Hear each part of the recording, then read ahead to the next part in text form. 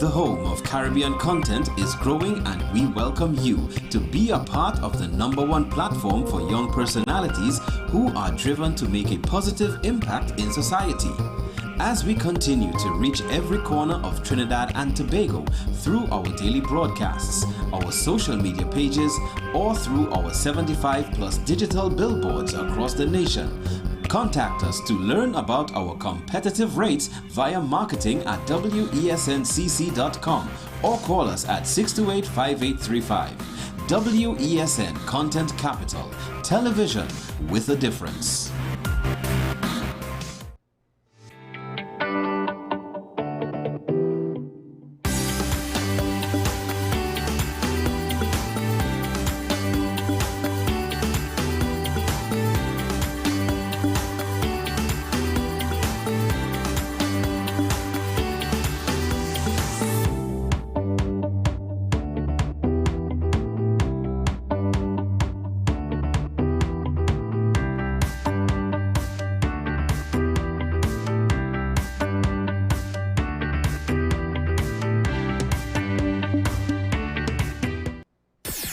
WESN.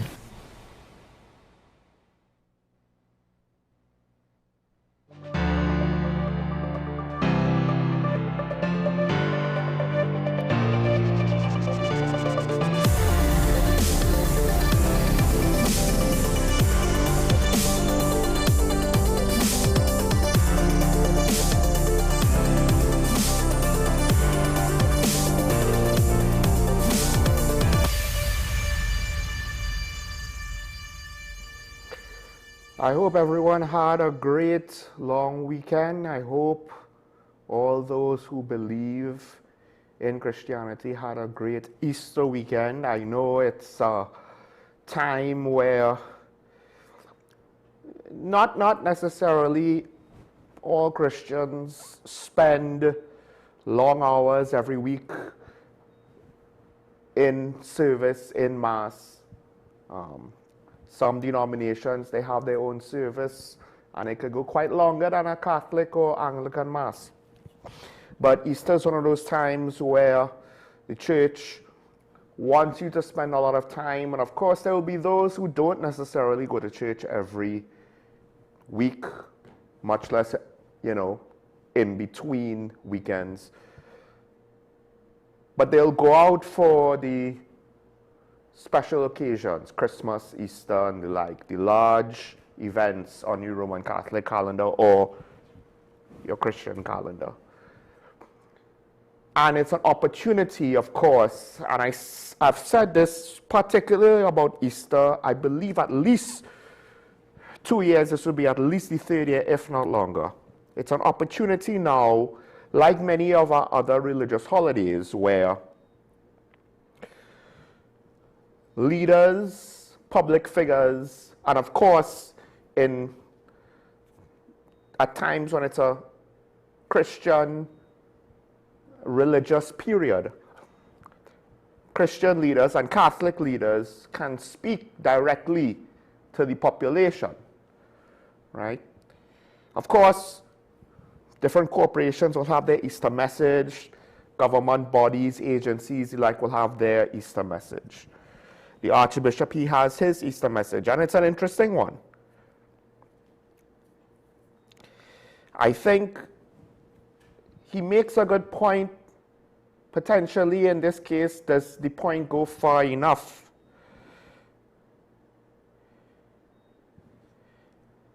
Because on one hand, he rightfully speaks to the beauty of our country. Just, I believe yesterday I saw, or the day before, I saw a short video. I didn't look at the whole thing. But it was someone who moved to Trinidad and Tobago, and in their estimation, best food they ever had, Trinidad and Tobago. Hands down. She apologized to all the other countries. And it comes up a lot. We get compared with Jamaica a lot. Our pilau gets compared to the various rice dishes in the African diaspora, so peas and rice or jollof rice. Our curry will be compared to other regional curries and sometimes curries around the world, but of course Jamaica, Guyana, Our bacon shark and doubles, I think, are unrivaled. But that's not, food isn't the only thing that we do well or it's a positive for us.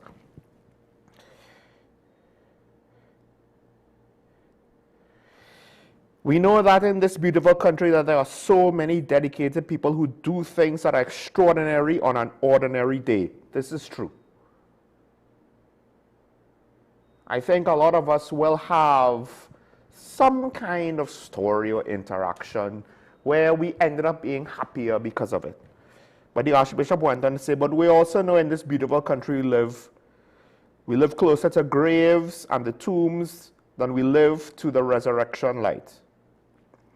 How often do we repeat the negativity? How often do we pass on the negativity? How often do we complain and quarrel and despair over the country? How often do we add to all the negativity that is going around, passing it along on Facebook and WhatsApp? How often do we do that as opposed to saying, he is not in the tomb anymore, he is alive, and I will not be a creature of negativity anymore? And it's an interesting message, because on one hand, he's right. Human psychology is a weird thing. We can be extremely negative. But here's the irony. We can be extremely negative, but there's no point behind it.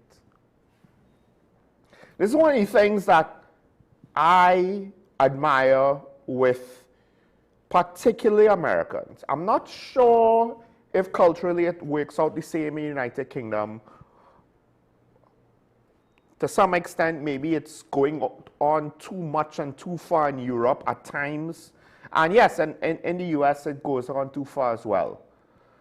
But I guess maybe this is the grass is always greener on the other side. They complain, and sometimes that leads to constructive action, and sometimes that leads to busybodies putting their nose where it doesn't belong and pushing for change that doesn't actually solve the problem. It's just change for the sake of change, and it makes a mess of things.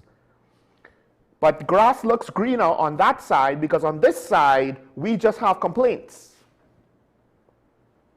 We just complain about things. Which is, I could at least appreciate the reality that the Archbishop is hitting us with. Because usually for an Easter message, you get some generic, oh, well, we all need to follow the resurrection of Jesus and use this as a time to change your ways and go back to the light and resurrect yourself in the Lord and, you know, do better. And the Archbishop saying, now, we negative. We complain and complain and complain and harp and nag and complain. And we don't appreciate the positives, because this is the thing. You can have positives in a negative situation. And instead of building on the positives, we tear things down further with the negatives. But, and I'll repeat it again, I said it earlier, we do it in a pointless manner. We complain, but to what point?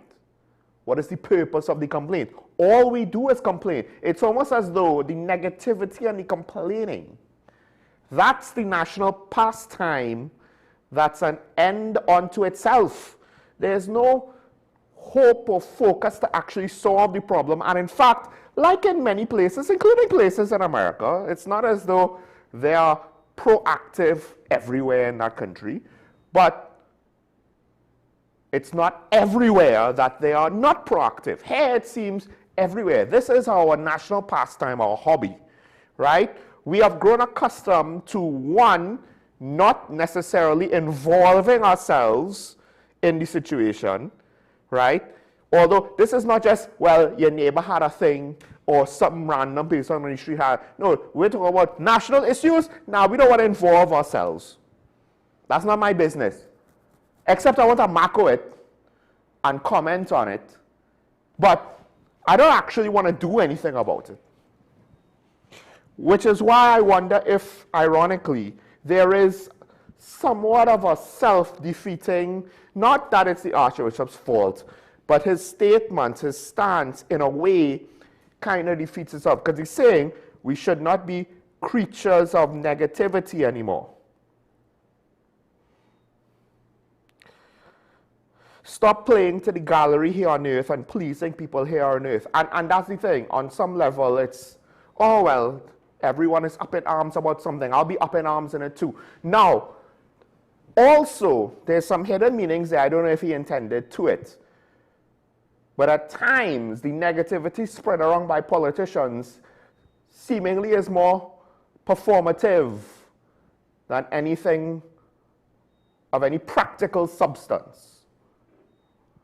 It's about riling up the base. It's about showing I ain't gonna take that as a bad man. I mean, they don't necessarily say that's their mentality, but when you analyze the situation, it comes from a very immature place when you really get down to it. Most parliamentarians want to strut around as though they're so accomplished and they're so capable and they're so great, when the reality is their mentality is no different, not even to like an upper form secondary school student, like a lower form student who has zero confidence in themselves and needs to lash out at any and everything that threatens their image. In a way, it's a machismo image, regardless of the actual gender of the individual. But there's also the people who spread negativity with regards to their own political opinions that they publish online. And that's a step beyond just complaining for the sake of complaining and jumping on the bandwagon and maccoing. Because to the rest of us, on some level, what we do is we macco. I don't want to be involved, but I want to macco. Meanwhile, some of these political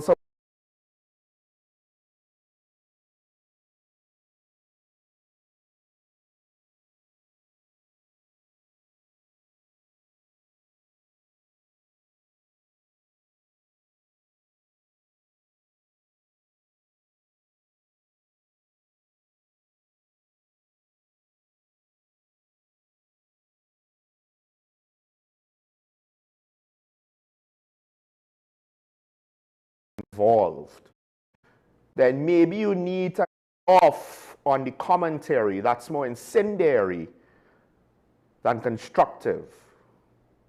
You don't want to be involved, so don't get involved on a personal level, because essentially that's what it is. Imagine you in a grocery and someone's child is acting out.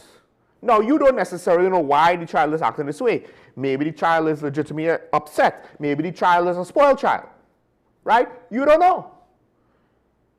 You ain't gonna go up to the mother and basically say, your child is an annoying brat. Not unless you're looking to pick a fight.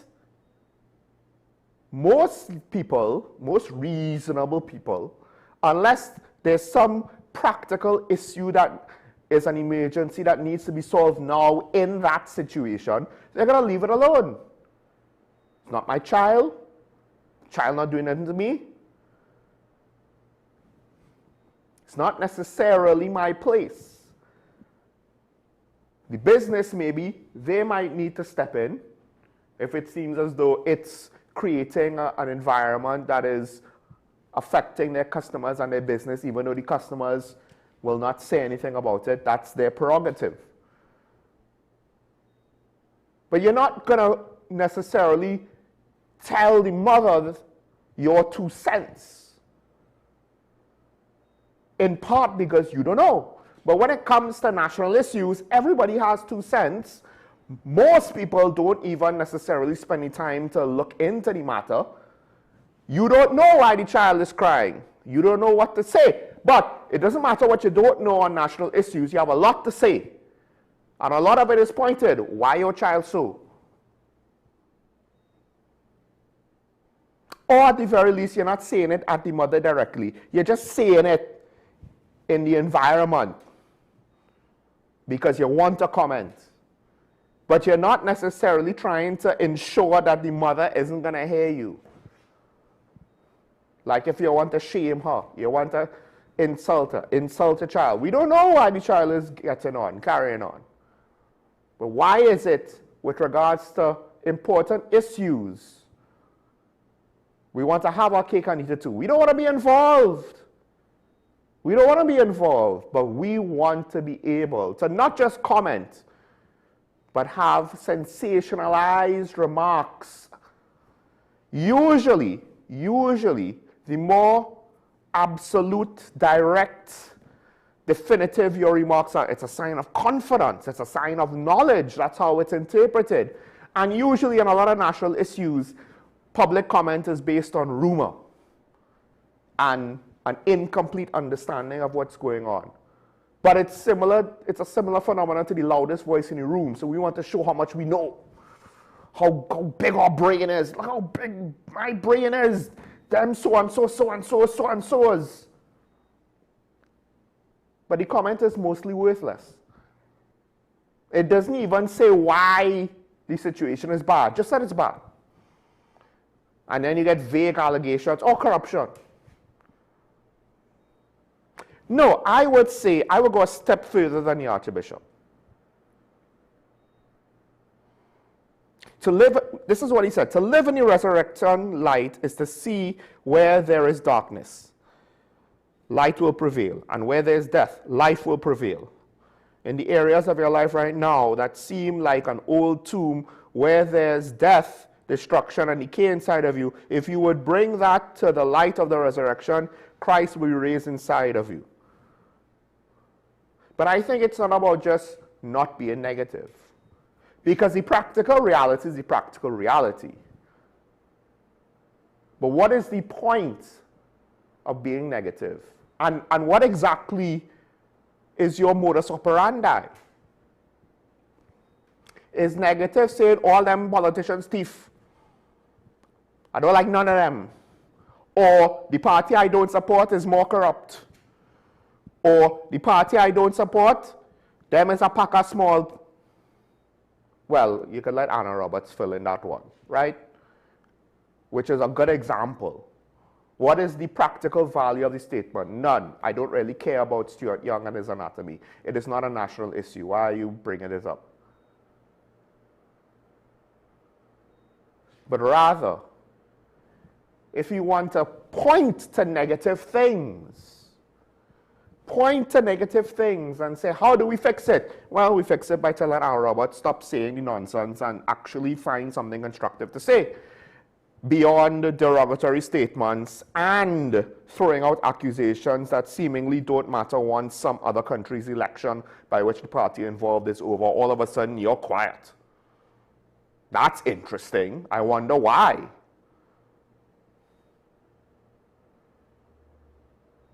Being negative, is it just being negative for the sake of being negative, wanting to bring everybody down? Or is it you're pointing out what is wrong? Because one of the temptations of human psychology, right? Oh gosh, everyone's so negative. So then what's some people's solution to that is, stop being so negative. Focus on the positive. Have you seen the economy? And we can focus on the positive all you want. It ain't going to change the numbers. It ain't going to change the numbers magically. That doesn't mean you shouldn't focus on the positive, but again, what's the modus operandi? What's the behavior here? Because in social settings, what tends to be a temptation is, stop focusing on negative, is basically passive-aggressive or weak-minded statements of, don't rock the boat. Let's not annoy the problem people. We know they're a problem, but let's all learn how to live with it. I'm not saying that's what the Archbishop said, but I'm saying that's the temptation. Let's keep the family together. What? Your brother, your sibling, your father, your mother, your aunt, your uncle, they're doing something wrong that's harming the whole family? Let's not talk about it. Let's sweep it under the rug.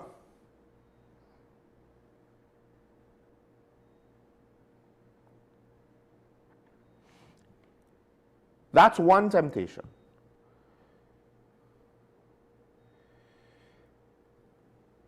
It's to call out people who want to say the truth in an objective, unemotional way. Why is so negative all the time? And you know what? Sometimes it's hard to be unemotional. You get upset depending on how objectively bad the nonsense is. But sweeping things on the rug, that's also something that we do. Sule Joseph, psyched. We did an interview long time ago, project, ain't going to bring it up, but he pointed to the fact that we like to shelve things. Now the Archbishop is saying, don't be negative about something and then shelve it. That's basically what he's calling out. He's not necessarily saying it, calling it out in that manner, but that's basically what I believe he's calling out. I'm saying, hey, don't be negative because you want to bring down the mood. Point out the negative things. What are we going to do about it? What are we going to do about it? Because successive governments now are trying to give this spin, oh, the economy is fine, oh, everything is great, oh, the deficit is low. They had their different ways on how to calculate the low deficit. The reality is the deficit ain't that low. The books, they're playing with the figures in different ways, but to the same result. They're playing with the figures to make the deficit look small. And I'm not saying that what they're doing is technically wrong. But what I am saying is there are a lot of things that we should be paying for that are commitments in one form or another that we're just not managing to find the finances to pay for. That's not being negative, that's pointing to a negative situation. What's the solution? I have been saying it for at least a year now. We need to deal with the bloat. Now, the current government has dealt with the bloat. It's just how they dealt with it.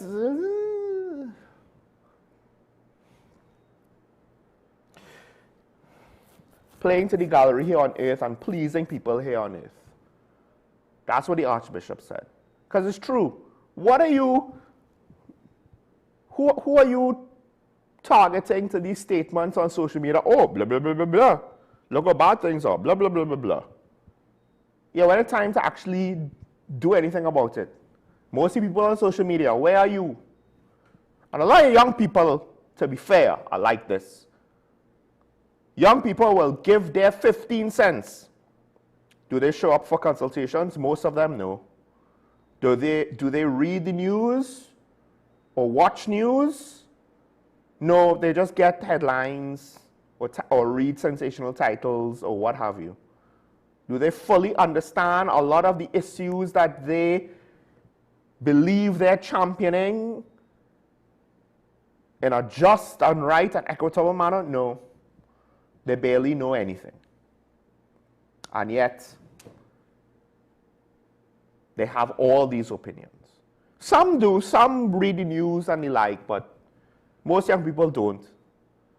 It's one of the reasons why I shudder at the fact that what happens in Trinidad and Tobago when the news industry completely shutters its doors. Where are we going to get news from? Government media, state media? Yeah, that's definitely the most objective source of news that you've ever seen in the last 63 years. Because we have a culture of negativity. It is complain, complain, complain, but also do nothing. So the real negativity is the do nothing part.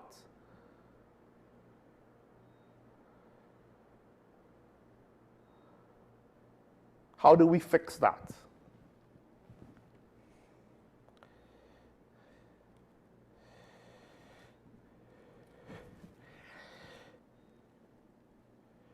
Now, one of the things I find is, I'm not saying there's nothing here, but it is kind of weak, in my opinion.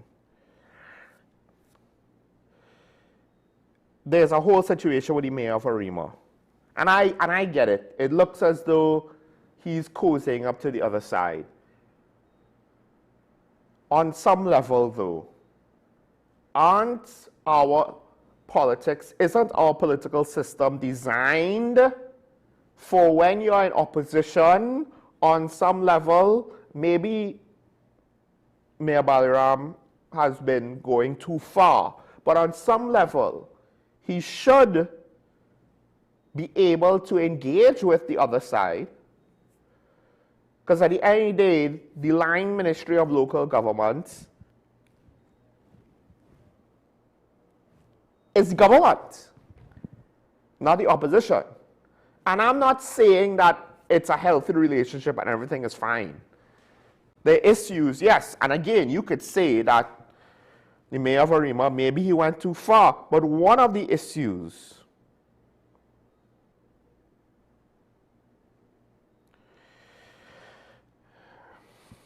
some of the things that they're bringing up, I find are just, is it this important? Now, the situation has been compared to other members of local government who were removed by the PNM. One of the ones that I thought that struck me is the former mayor of Port of Spain, when that unfortunate incident with Carnival occurred and his public utterances weren't that great. Another one is the situation with a former PNM parliamentarian who was removed from cabinet 3 times.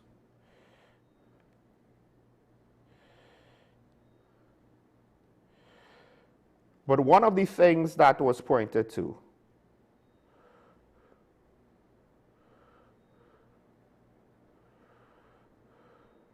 because again, he's the mayor of Arima.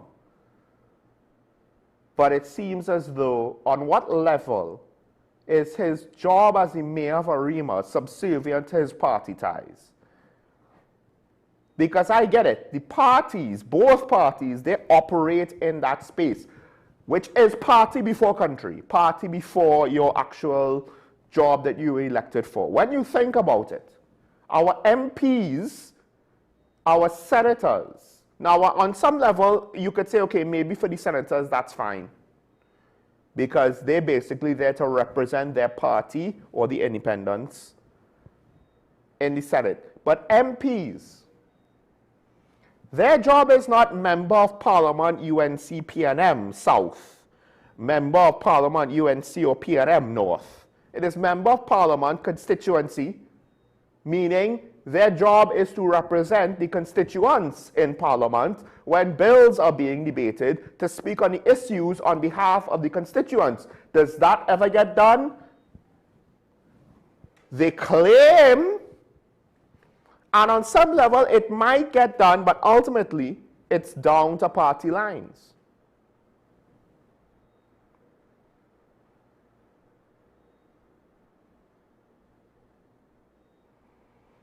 Now, one of the things in a previous article, there's an article coming out of this weekend, but days ago, or last week, there was a line that I almost forgot, but I wanted to point this out. While PNM councillors were instructed not to respond to the local government minister's request regarding constituency boundary changes, Maharaj submitted recommendations to the minister. As the Arima mayor, is that not his job to respond? Now, he doesn't have to respond in a way that will necessarily, push through the government's agenda. But the point is, it's supposed to be at the expense of Arima.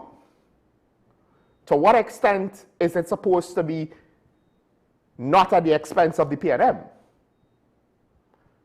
Was he elected to a PNM office or to the mayorship of a city, town of Trinidad and Tobago?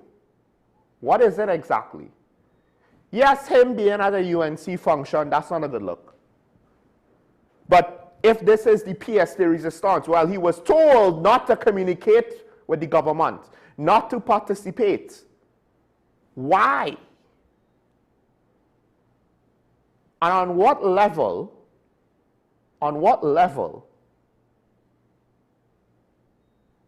does the party have control over the office? Was it the party that was elected, or was it the individual? One of the negative things that we have in this country is the fact that it's party before country. It's party before people. It's party before good policy. It's party before good leadership. It's party before a good economy. It's party before solving crime. It's party before everything. I'm harping on the negatives. Am I being negative? No, because I'm saying, listen, this is what it is. We know it's that. We know it. We know that party members are expected to not step at all out of line. We know that individual members of any party, once you're not the political leader, you are worth less than the non-existing paper, because everything's digital now, that your picture is printed on. Your value in the politics is worth almost less than that. We saw that happen more often than not when people want to cross the floor. It doesn't work for long. Because everything you did, if you ever reached in office, is never going to be attributed to you. It's going to be attributed to the party and to the political leader. Whoever that is at the time, even the political leader, it's just an office. The name value. Once they're done with you because it's party before everything else. And I found it's one thing to operate that way. It's another thing to complain to the press, oh my gosh, we told him, put party before his job as being mayor of Arima. Now granted, maybe there's a good explanation for it. It wasn't given. We just got the basic complaint. Don't say it publicly now. That's the bare minimum. I'm not necessarily, personally, I'm not happy with just the bare minimum, but I'll just go with the bare minimum. Don't make it obvious now that you're complaining about party matters that has no real significance to the rest of us, because why should we encourage this party-first mentality? But the party-first mentality is so natural. Look at what we get. Should he remain as a member of the PNM? I don't know. Should he resign from the post of mayor of Arima? They're complaining how he seems to be taking his time. Well, if technically, was the PNM voted in and they just select a mayor after the fact, or was he voted in? So I'm not entirely sure to the extent legally that's even a sound argument. All right. TTPS is alerting people, apparently somehow scammers are impersonating Minister Jaylene John. We have heard scammers impersonate police, scammers impersonate HDC managers, actual named individuals who are managers of record. I believe it's HDC. Scammers impersonated them. Now apparently scammers are impersonating the Minister of Works, requesting funds to be transferred to an account at RBC, unsolicited messages. I'm not entirely sure how effective these scams are, because this is just the TTPS press release. The problem with these scams is even bad scams, it doesn't have to be a good scam. It doesn't have to be a believable scam. Law of averages says somebody's going to fall for the scam. Could be some little old lady or some old man who they're just taking it for granted. They're not actually digging deeper. Could be some young person who doesn't know any better. Could be some busy single parent. It is what it is. They're not hoping to fool everybody. They just need to fool a few people. Cost them nothing once they don't get caught. Now,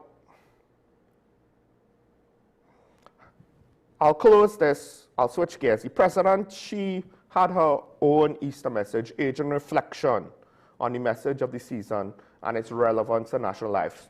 Generic, but you know what? Minimums, right? This is what you're supposed to say. Fine. She called on citizens to examine their actions in light of those teachings. Now she's being a bit direct. Not just saying, oh, we should all try to be like Jesus. No, she's saying, hey, look at yourself. What do you see? Questioning whether citizens have followed the example of Jesus Christ in their daily lives.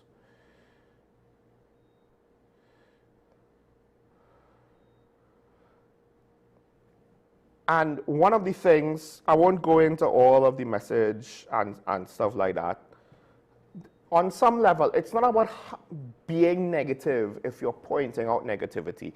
And what the president said, these are more or less things we could observe with our own two eyes. But one of the things that I did like is Deputy Chief Scout Kerwin Garcia hosted the first overnight scout camp at President's House from the 31st of March to April the 1st. 3 patrols, 24 participants, ages 12 to 15, including Scouts, Sea Scouts, and Air Scouts. Now, why is this important?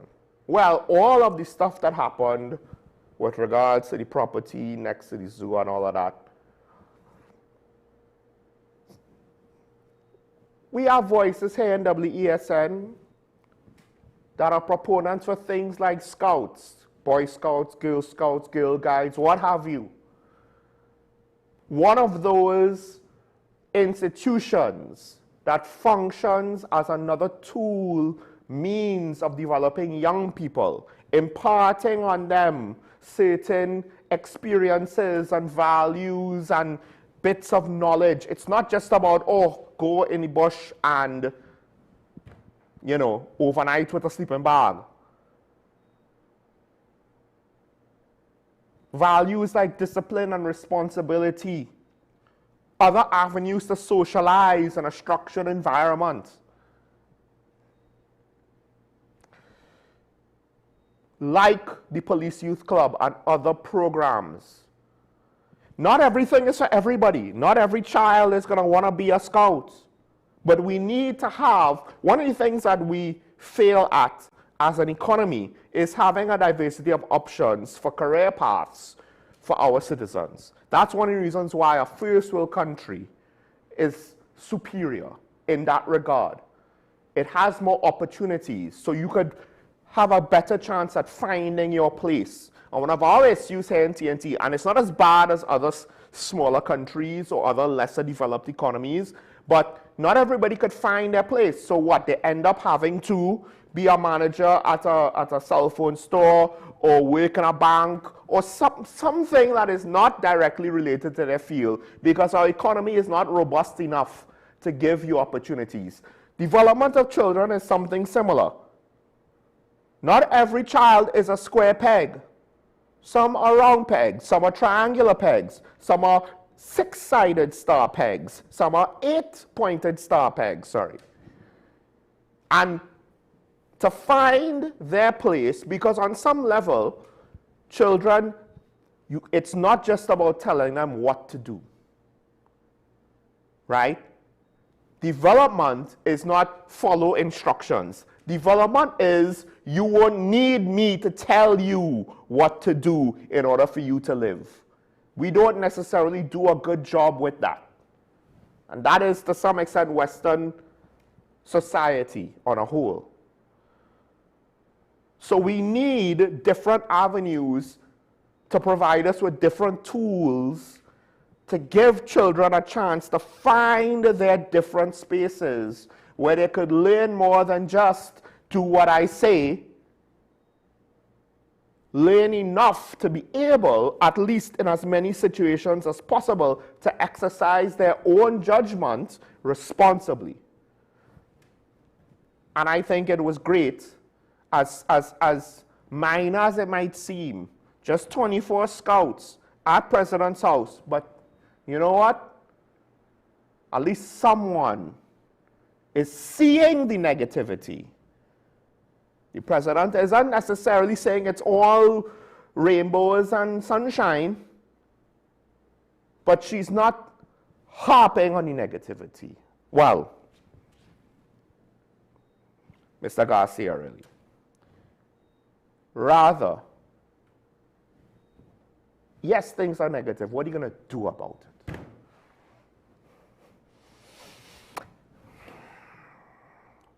don't just say, well, it's the government to deal with it. The president is part of the government, but it's not part of the government. On some level, roles like that have to find ways to make an impact on society, right? And yes, office of the president, big deal, but you don't have to be president to make decisions like that, to find ways to impact society like that. Government can't do everything for us. The mistake is we want them to do everything for us. Their mistake is they try to do what they think we want with regards to everything for us in order to get reelected. It's a mistake. What are we going to do?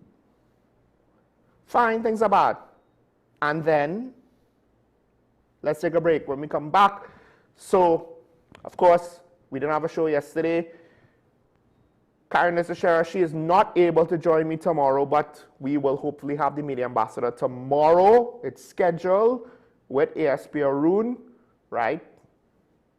Just letting you know on the weekly schedule or the timetable. Now, we take the break now. When we come back, I'll get into some more specific topics. This whole situation with CARICOM, it just looks like if amicable divorce might be the best possible outcome. I'm saying that not necessarily wanting that or believing that there is no other option, there's no way to save the situation, but it just seems as though the language and the relationship, no one is really trying to fix it. We'll get into that and more after this. Stay tuned.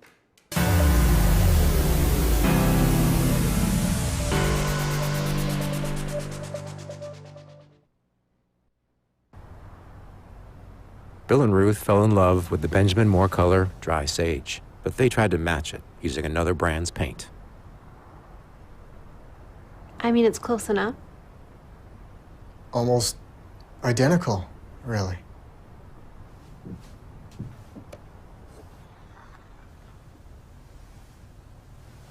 Yeah, there it is. Never trust another paint to be a Benjamin Moore color. Hi, I am Emiliana Beechan and I am a mental health and conflict resolution consultant. Welcome to Mind Matters, the show where we explore the intricate world of mental health and the art of conflict resolution.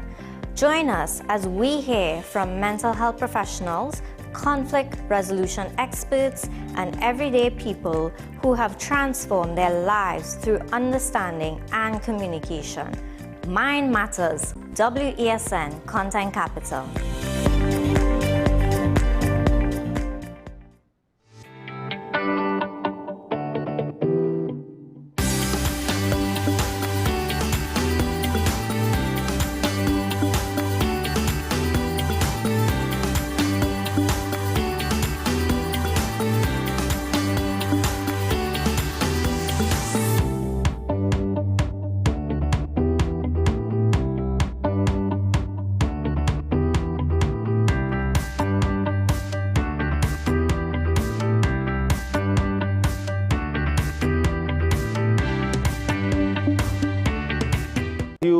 Watching Strictly Legal on WESN Content Capital. Just give an overview of what exactly is that split arrangement. Now you don't need to register nothing. We can do that another time. But then it becomes a hit, and then everybody starts to want to claim.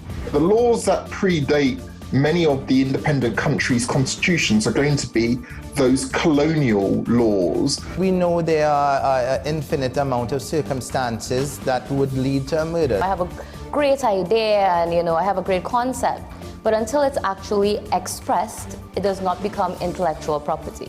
Accomplishments or targets of a forensic accountant is to quantify what may have been lost. They believe we defend criminals and we manipulate the law and we exploiting the system.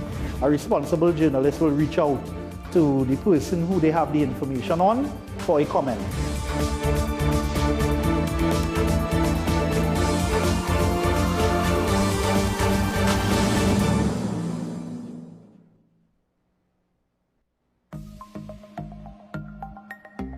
Knowing how to tell authentic is as easy as 1, 2, 3. Find it, match it, search it. Step 1. Find the style number on the tag. Step 2. Match the style number inside the jersey with the number on the tag. Step 3. Search it. A quick Google search of the style number will verify the jersey is authentic when the search results match the jersey being searched. Don't be fooled by counterfeit jerseys. Before you buy, remember to find it, match it, search it. Fan Zone, 2 locations nationwide. Center City Mall, Chaguanas and Movietown, Port of Spain. Nationwide delivery available.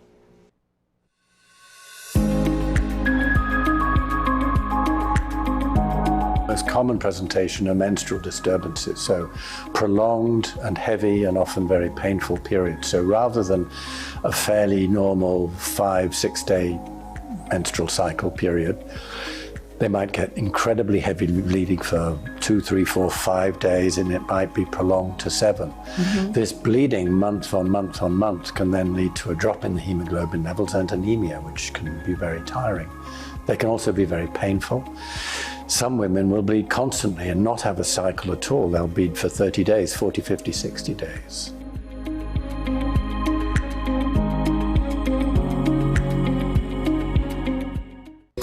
Take some time for yourself or spend some time with the family at Sandy Point Village Hotel. Enjoy our various studio and suite apartments, self-contained with their own kitchenettes and Wi-Fi. We also have our famous 100-foot swimming pool and our beachfront restaurant, the Steak and Lobster Grill. And our location in Crown Point puts us near the center of activity from the nylon pool to the local nightlife. Call us and make your reservations at 639-8533, 389-2378 or email us at sandypointvillagehotel@gmail.com.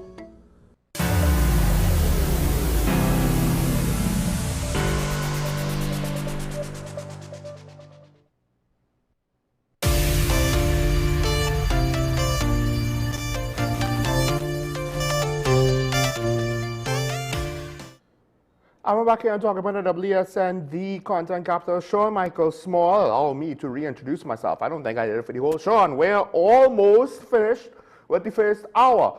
Sean Michael Small here once again coming out of Easter weekend. And I had a lot to say. I think one of the things is I do get somewhat annoyed when we are far too performative. And this might be a psychological blind spot. Because it's bad manners. But I always kind of felt not fully 100% on board with societal ceremonies. Like, is it a good morning? Or am I just saying it because that's what you do? Right? If I'm not having a good morning, do you expect me to be cheerful? Now, on some level, don't necessarily want to bring everybody else down. All right, cool.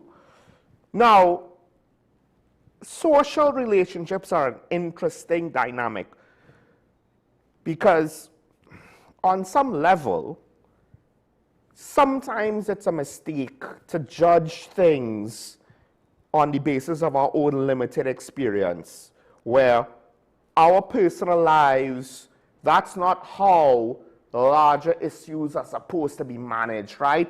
The problem is the human brain tends to be the same human brain. The question is, can we switch modes? Personal life, professional life, micro personal life, macro government life.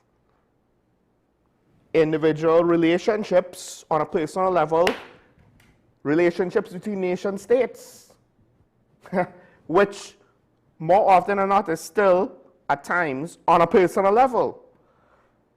Is it the personal relationships that are breaking down, or is it the relationships between nation states that are breaking down? Because this issue with CARICOM, it's seemingly not a one-sided issue. You could look at the Prime Minister and say, you're being too aggressive, you're being too bombastic, you're being too combative. However, this whole thing about, I believe it's the Secretary General, the reappointment, re-election has been questioned by more than just our Prime Minister.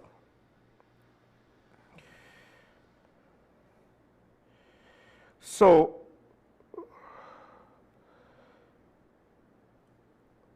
let's start with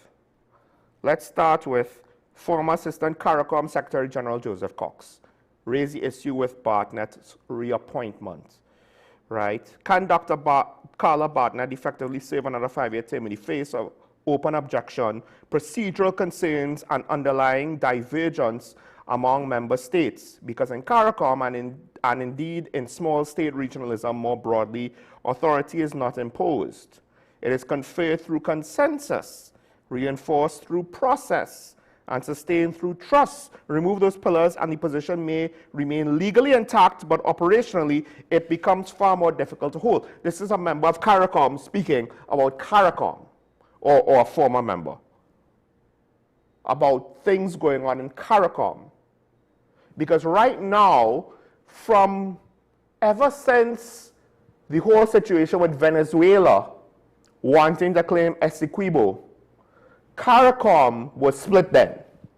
It's not all of a sudden, Kama Pasal Bisesa, Prime Minister of Trinidad and Tobago, wins an election, comes in and decides, I know what I'm going to do. I'm going to split CARICOM in two. No, technically, yes, it might look as though lines are being drawn and she's picking a side, but on some level, this process did not start last year, April the 29th. Started before that. I called that out before, so I can't now do this and say, well, that's not relevant. No, because I question CARICOM as a body, where certain agendas and everybody politically, CARICOM is not a political body like the European Union. And you know what? Thank goodness for that, because we all have our own needs, and we will all have different ways that we need to address those needs. And the EU is finding out what happens when you try to put every peg through a round hole, whether it's a round peg or not. Somehow, they haven't figured out, not everything's going to fit in that round hole. But now, there's a whole new world order situation changing. And I do wonder if the train, we no longer have the capacity to get off. It's not so much it's a runaway train. We might be forced to determine what alliances we, at the very least, prioritize, and the ones that aren't prioritized might not like it. Now, the Prime Minister made some very specific statements on this situation. But she said how the appointment was done. She made claims, right, that it was improper procedures to circumvent the process to facilitate the reappointment. One of the reports, well, the report basically says that after our Prime Minister left, then some sort of seemingly informal vote was held on a boat ride amongst the heads of government, but not everybody was included.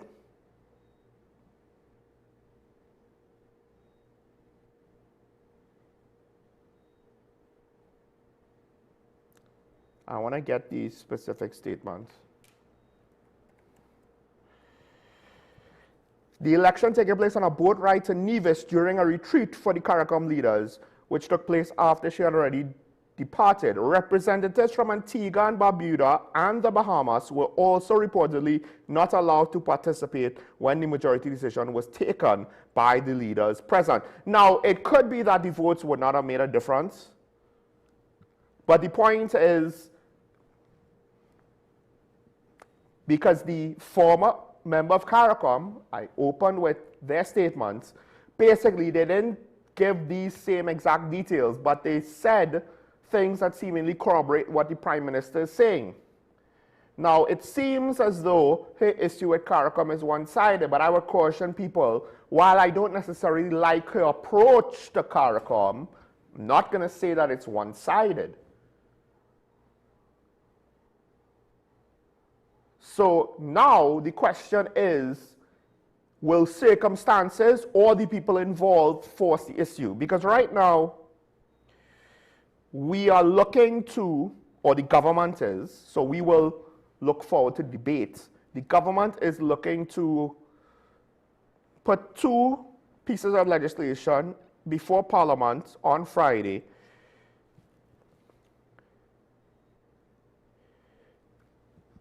I'm trying to get the names of the bill. The Advanced Passenger Information Bill and the Passenger Name Record Bill, right? Actually, this is going to be led by the Minister of Foreign Affairs, Sean Serbos, Minister of Defense, Wayne Stage, and the Homeland Security Minister, Roger Alexander. Now,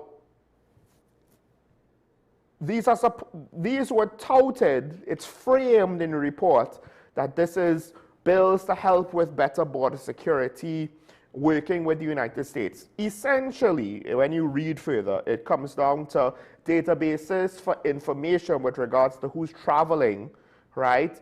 And essentially, we'll be able to pass the information on. It'll set up the formal structured framework and the legal framework, and I believe the practical physical framework to some extent will spell it out, right, on how this is to be done. So it's not necessarily anything revolutionary. I'm sure there's a lot of people who have concerns about Big Brother, because now the United States will be able to have more access to information.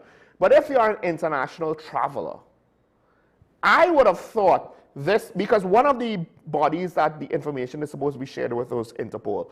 I would have thought this is a given. If you want to be off the grid, you can't go on the grid. Flying is not an off-the-grid activity, at least not major airlines international flights. Yeah, maybe flying in some local, you know, very small Cessna or something, if you're in Alaska, yeah, that's off the grid. But if you want to travel between nations, not some wilderness survival expedition, but if you want to go from airport to airport, major airline and the like, that's on the grid. I assumed this information was readily available to relevant international law enforcement bodies anyway, but apparently it's not. One more thing that we need to potentially catch up on, and again, not everybody's going to like it, but we'll see. Hopefully, we'll actually have a debate on the bills, and it won't just be a, well, it's a good bill, and we need the bill, so there's no time to debate, and we can't amend it. And they may invoke the United States because, again, this is one of the countries, it's touted, yeah, we're doing this to help with our cooperation with the US with regards to our border security. And that might be a reason, I don't know if they'll explain, because heavens forbid we explain things in Parliament properly, not just some nonsense analogy that you come up with on the top of your head. But I would think on some level, at least the basics would be self-evident why it's important. Now, it's interesting that it was framed. I don't know if it was framed this way just because that's how it was presented to the media. I don't know if it was framed this way because someone wanted to indirectly imply a message, but it was framed as though TNT, these bills are for Trinidad and Tobago to work together better with the United States to improve border security and on some level regional security. The bill is expected to become one of the major tools, particularly concerning transnational crime, according to the leader of government business, Barry Padarath. So, and this is on the heels, I believe, with a US-led military drill in Jamaica, which included Jamaica, TNT, Canada, and United States. Now, Jamaica had an observer at the Shield of the Americas meeting, just by the way. And then there were reports saying how they were going to sign on, but those reports might have been way premature. We don't know. But circumstances, because on some level, who's our biggest trade partner? We want to say CARICOM is a big trade partner. Second biggest. Who's our biggest? Right?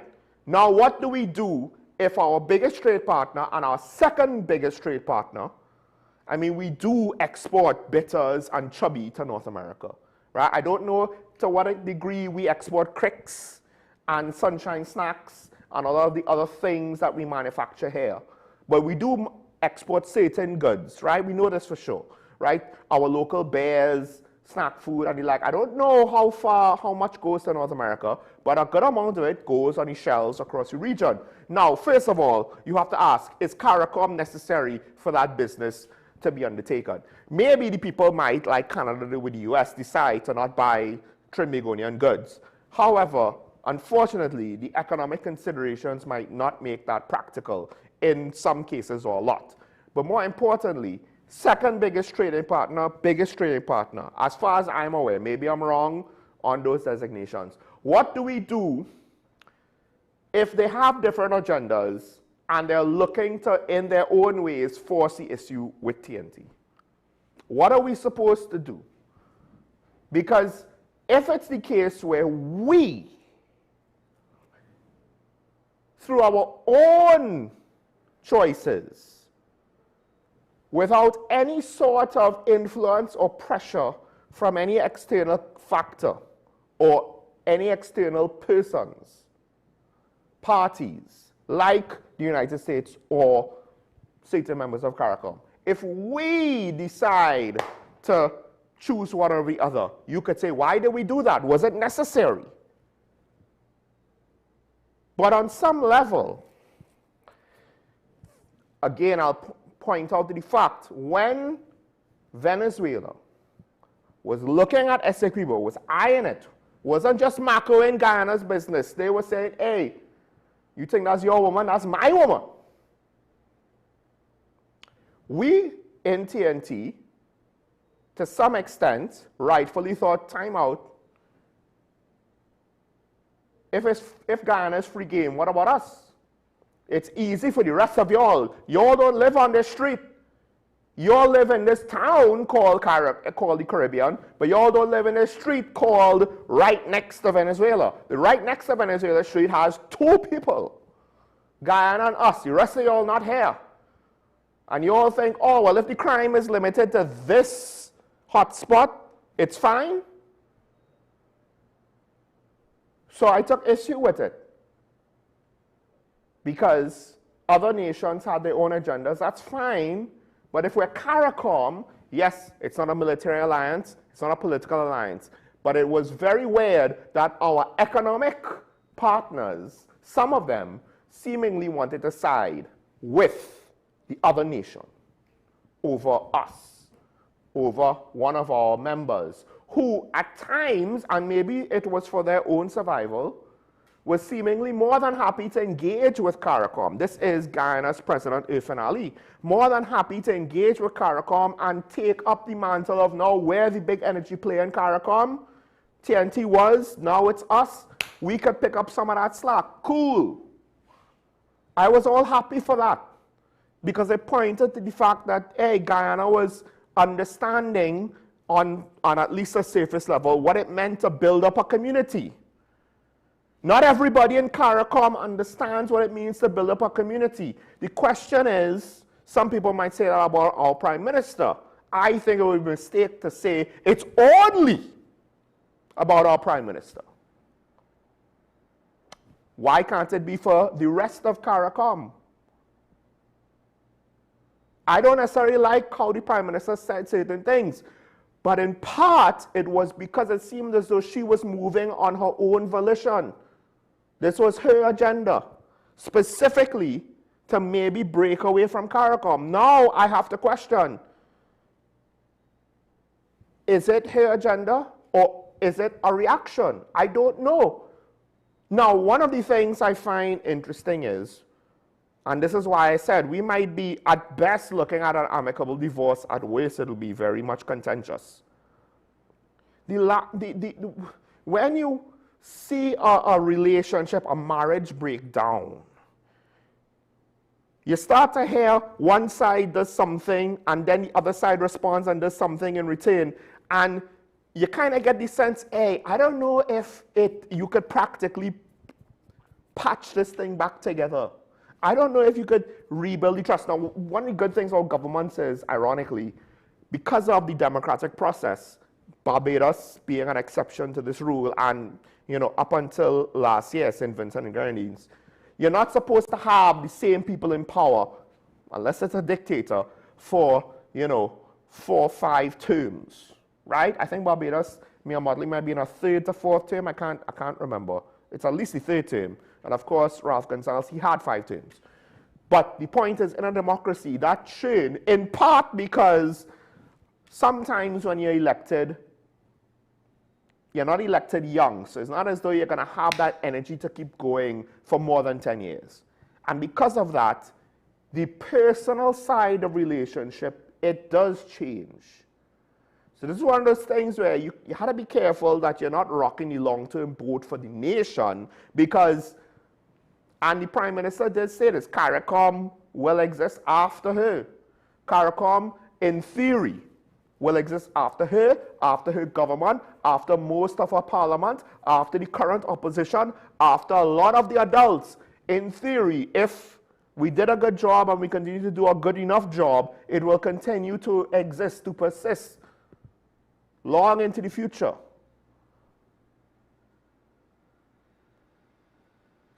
Because it's not predicated on the personal relationships of Kamala Persad-Bissessar, Prime Minister of Trinidad and Tobago, and Mia Motley, Prime Minister of Barbados. There were other Prime Ministers before, there will be other Prime Ministers after, etc., etc.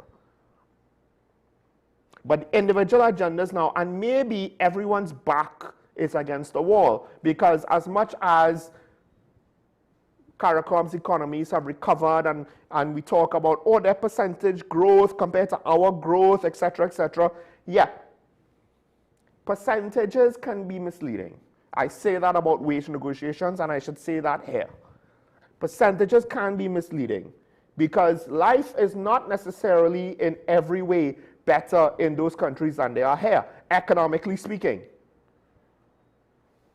As bad as things are with our economy, it's all relative. In some ways, if not many ways, our economy is still better right now. Yes, they might have more growth, but going from $1 to $2 is 50% growth. Growing from $1 million to 1.5 million. Sorry, $1 to $2, that's 100% growth. $1 million to 1.5 million, that's 50% growth. Which one actually grew more, faster?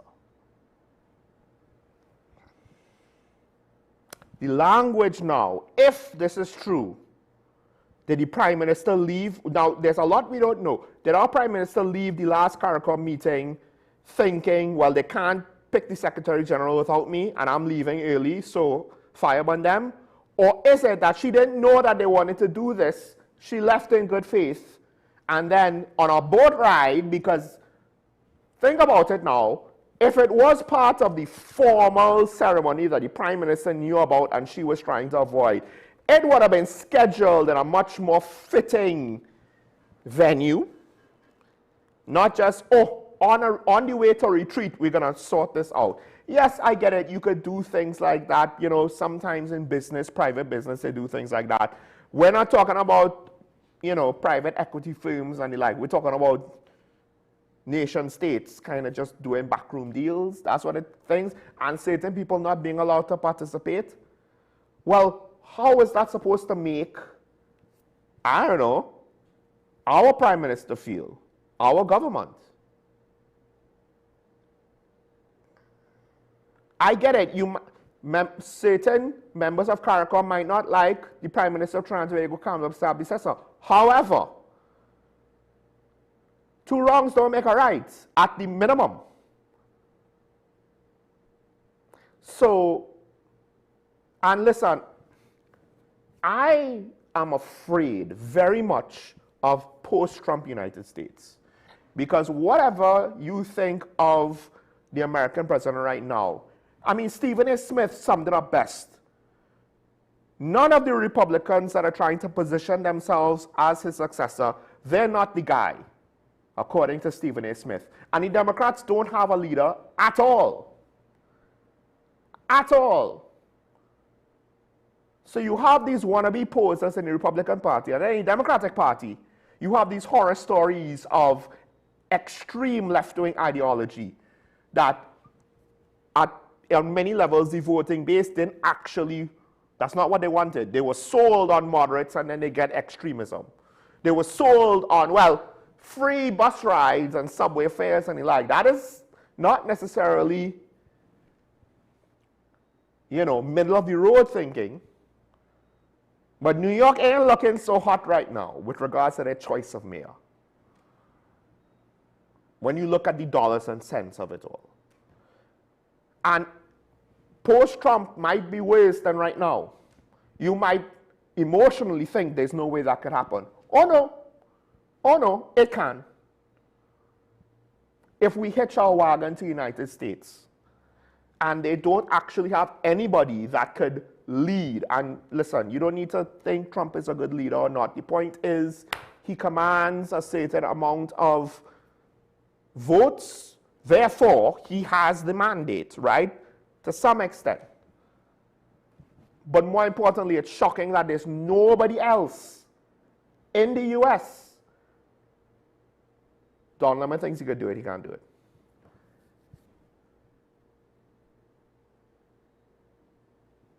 I don't know if CARICOM is hoping or waiting for a post-Trump US.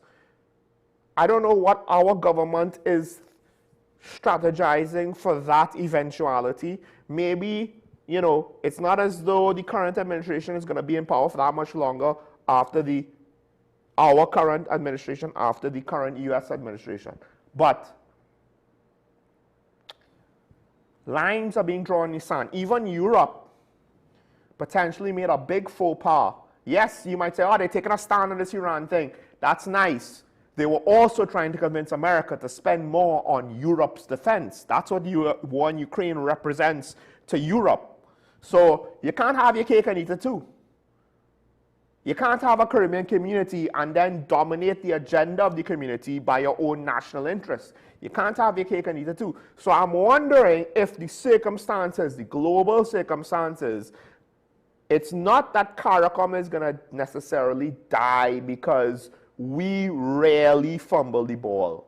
It might be that, A, it could have lasted a little bit longer, but the way how the globe is going, unless things in the Western Hemisphere stabilize rather quick, and I'm talking Latin America, Venezuela, Cuba, United States, if the whole Western Hemisphere kind of stabilizes quick and gets on the same page, outside of that, we might be forced into divorce with one or the other. Who are you going to pick? I mean, let's put it this way. Now, this might not hold true in the future, but at least in the past, what did other Caribbean nations do? Well, if they wanted to have more diverse prospects, if they didn't want to stay in their small country, they went to a bigger country. And we were, at least for some of them, one of the options.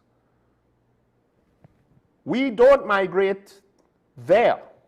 I know a friend, he migrated to a smaller island. Good money. Couldn't do it. He eventually came back. Where do we go? We go to the US.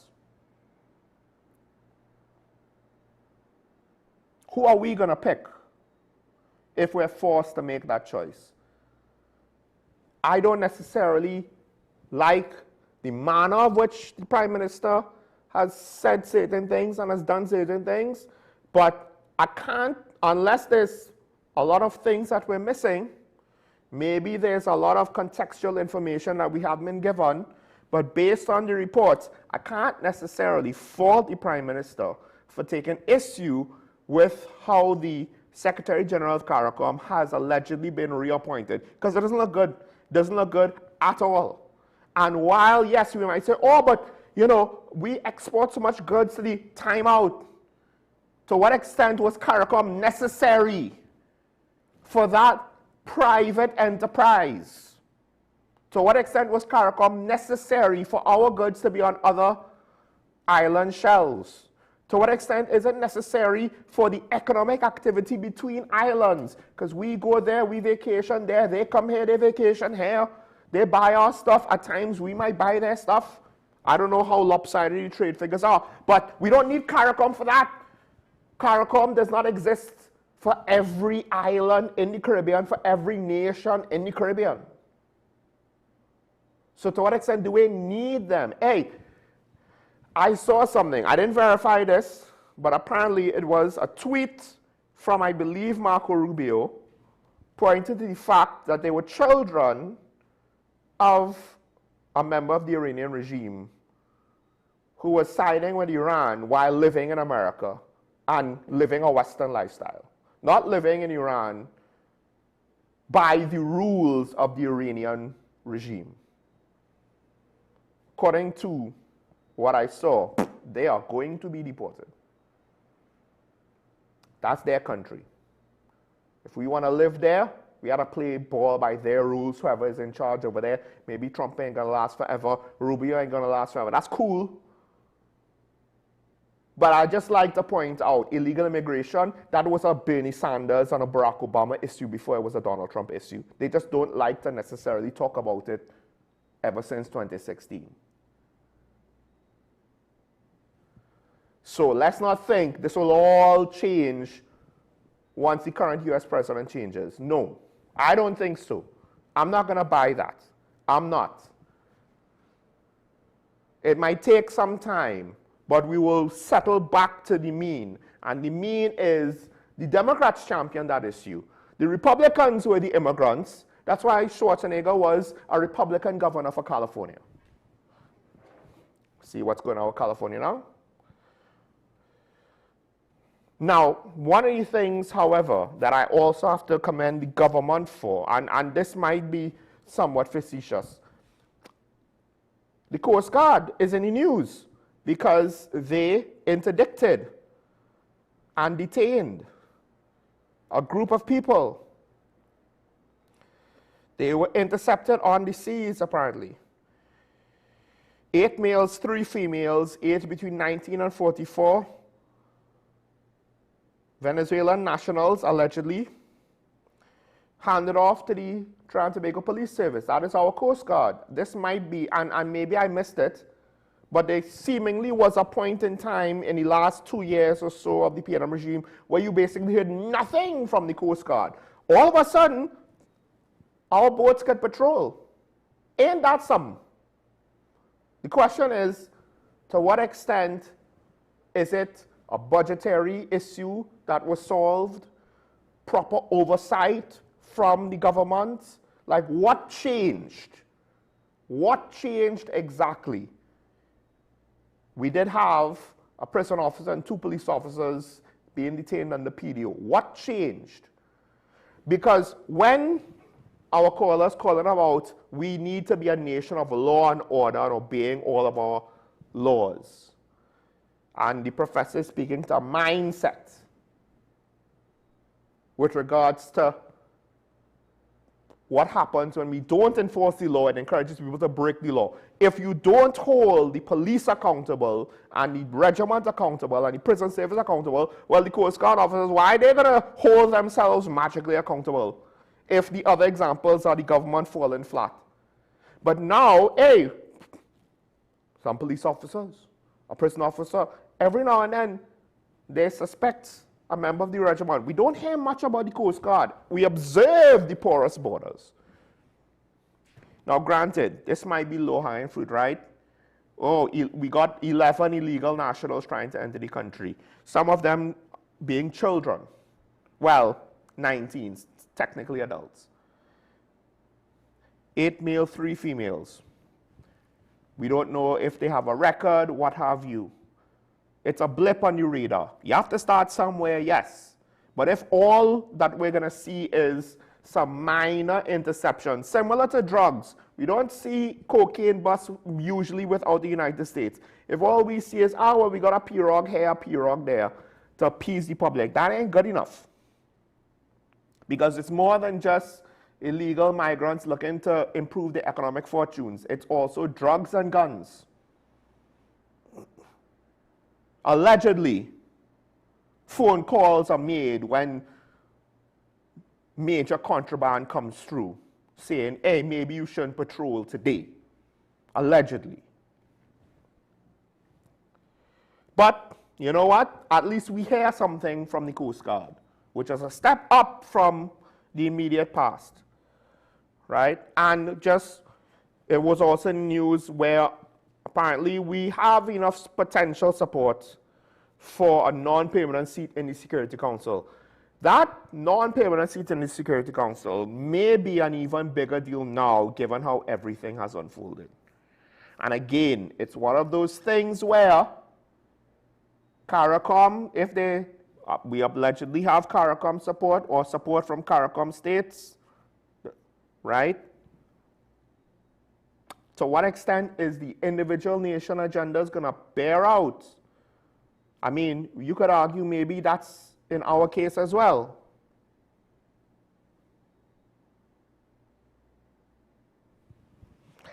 But the way how things are unfolding in the world, I won't be surprised. The thing that created the UN and held it together was a post-World War II world, after the League of Nations failed. I won't be surprised. The United Nations is already an institution that arguably has a lot less value than the vast majority of the public thinks it has. On a practical level, it has a lot less value because on most major issues that involve any permanent member of the Security Council, any proactive UN resolution will get voted down, will get vetoed, sorry. Any. So the US doesn't need a puppet as a non-permanent member in order to win enough votes to advance. No. The value for that is not as big as it seems. Politically, there's value, but practically, you do anything to say go after Russia for the war in Ukraine, they'll just veto it. Same thing for China for anything in the South China Sea. Same thing for the United States.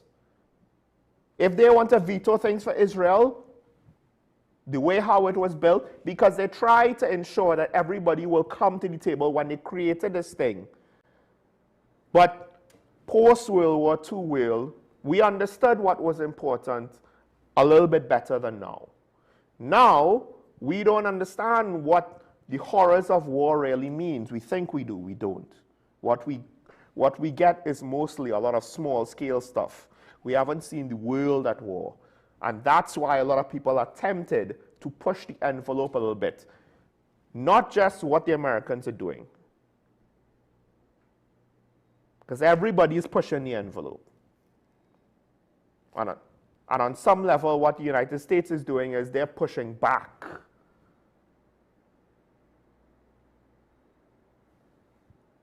Let's just say some people believe Biden was a good president for a lot of the world and not just the peace-loving side of it.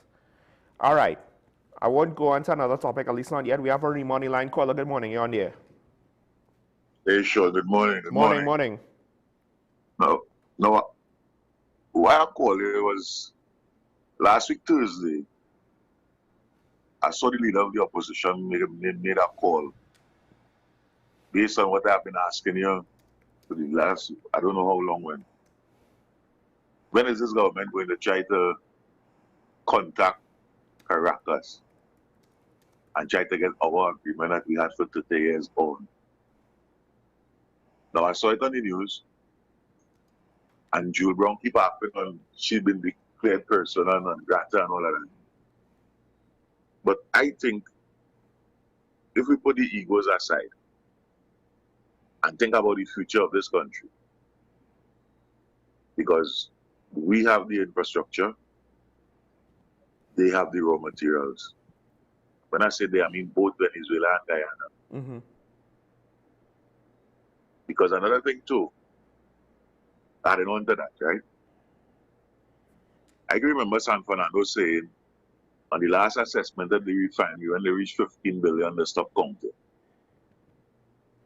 But we've seen where our company has been given a contract, not from the government, to assess the refinery at $50 million US, something like that. I'm still trying to wrap my head around that.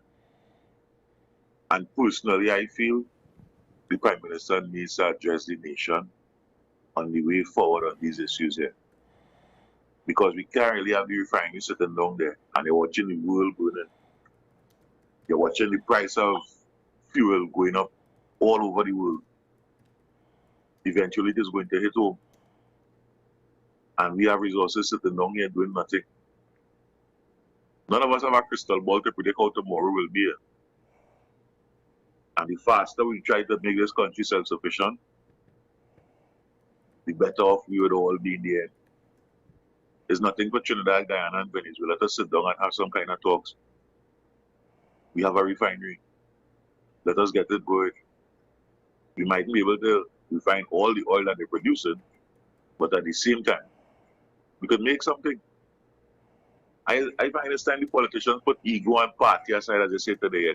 Everything is party, party, party, party. Because when they want to state of Trinidad and Tobago, they're not carrying me forward. They're just trying to fill the pocket. Because look at it this way, and I'll leave you with this. You're claiming the country have no money, right? But you're having wage negotiations with people running up bills for billions of dollars. So something I adding up there. Have a good day. I will listen. Thank you, caller. Well, I claim the country had no money. I, to be fair, said, hey, under the previous administration, one of the things we had to keep in mind, we could assess the then government in the framework of our budgetary constraints.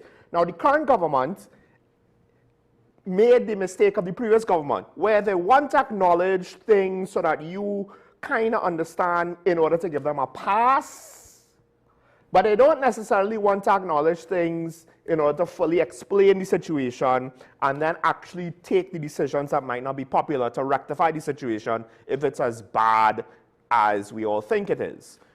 That is to say, we don't have money. Here comes the austerity measures. They don't want to say it. So notice, they don't really say a lot of the time we don't have money, similar to the previous government. They don't say it a lot of the time. They kind of imply it when it is convenient.